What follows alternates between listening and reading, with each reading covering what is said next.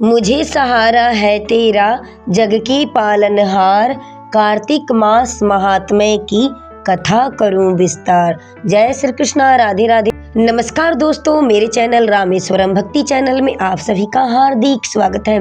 कार्तिक मास महात्म्य की अष्टम अध्याय की कथा यानी कार्तिक माह के महात्म्य की 8वें अध्याय की कथा मैं इस वीडियो में आप सभी को सुनाने जा रही हूँ। आप सभी लोग ध्यानपूर्वक इस कथा को श्रवण कीजिए और भक्ति भाव से, प्रेम से भगवान में लीन होकर के कथा को श्रवण कीजिए। बोलिए तुलसी मैया की जय, बोली कार्तिक माह के पावन पर्व की जय। चलिए कथा को शुरू करते हैं और बड़े ही ध्यान पूर्वक सुनते हैं कि 8वें अध्याय कथा में नारद जी ने क्या कहा है।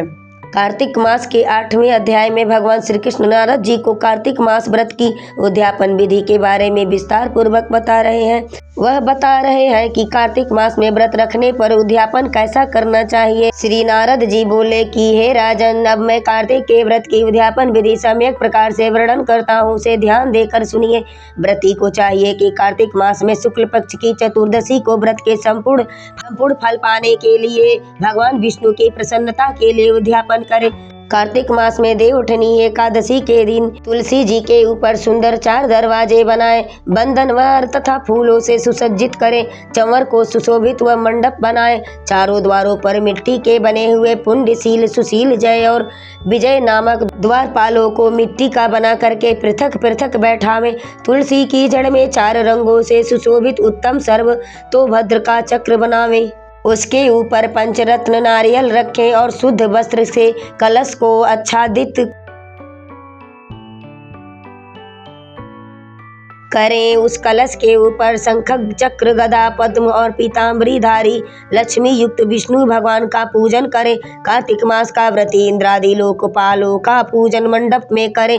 द्वादशी को विष्णु भगवान जागे थे। त्रयोदशी को देवताओं ने विष्णु भगवान का दर्शन किया था। चतुर्दशी तिथि को देवताओं ने उनका पूजन किया था। इसीलिए कार्तिक व्रती करने वाले को भगवान की उद्यापन पूजा विधि चतुर्दशी तिथि को शांत मन से की जाती है। इस दिन संयम और शांत चित्त से व्रत भी करना चाहिए। अपने गुरु की आज्ञा अनुसार स्वर्ण की मूर्ति बनवाकर मंत्रोच्चारण तथा विविध नैवेद्यादिकों से भगवान का पूजन करें। विविध प्रकार के मांगलिक गायन, वादन तथा कीर्तन भजन करके उस रात्रि में जागरण करे। जो प्राणी श्रद्धा पूर्वक भगवान का कीर्तन करते हैं, उन लोगों के 7 जन्म के एकत्रित किए हुए पाप भी विनष्ट हो जाते हैं। जो लोग जागरण करके प्रेम पूर्वक भगवान का कीर्तन तथा नृत्य करते हैं, उनको 1 सहस्त्र गोदान का फल प्राप्त होता है। जो मनुष्य भगवान के सम्मुख नृत्य गान पूर्वक कौतुक करते हैं, उनके अनेक जन्मों के पाप नष्ट हो जाते हैं।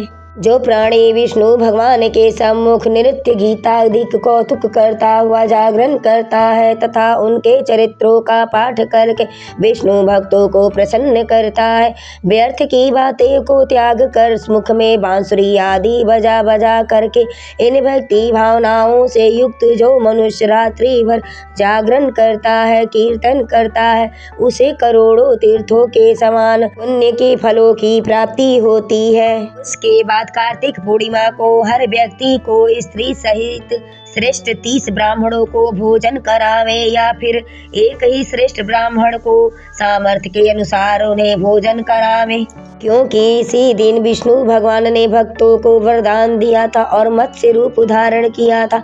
अतः इसी तिथि को दान, हवन, जप आदि जो कुछ भी विष्णु भगवान को उनके निमित्त जो व्यक्ति करता है, वह दान पुण्य अक्षय फल को देने वाला होता है। इस कारण व्रती युक्त 1 या 3 ब्राह्मणों को भोजन करावे। तब देवताओं के देवता विष्णु भगवान को तथा और देवताओं को अलग अलग प्रसन्न करने के लिए अतो देवा इन दोनों वैदिक मंत्रों से काले तिल का हवन करे। उन ब्राह्मणों को अपनी सामर्थ्य के अनुसार दान दक्षिणा दे प्रणाम करे। पुनः विष्णु देव की पूजा कर अन्य देवताओं तथा तुलसी जी का तथा कपिला गौ का पूजन करे। कार्तिक व्रती करने वाले सावधानी से इस कार्य को करे। व्रत का उपदेश करने वाले सपत्निक ब्राह्मणों को वस्त्र देकर, आभूषण देकर के उनका पूजन करें, क्षमा याचना करें, प्रार्थना करें। प्रार्थना मंत्रों का अर्थ आप सब लोगों की अनुकंपा से मुझे पर विष्णु भगवान सर्वदा प्रसन्न रहे। इस व्रत के करने से मेरे 7 जन्मों के किए हुए पाप नष्ट हो जावे और मेरी संतान चिर जीवित रहे। इस पूजा के द्वारा मेरी सभी अभिलाषाएं पूर्ण हो जावे। मेरी मृत्यु के पश्चात मुझे अतिशय दुर्लभ विष्णु लोक प्राप्त होवे। व्रत करने वाला इस प्रकार ब्राह्मणों से क्षमा की प्रार्थना करें और उनको प्रसन्न करके विदा करें। पूजा की उन संपूर्ण वस्तुओं को गौ के साथ गुरु को दे दे।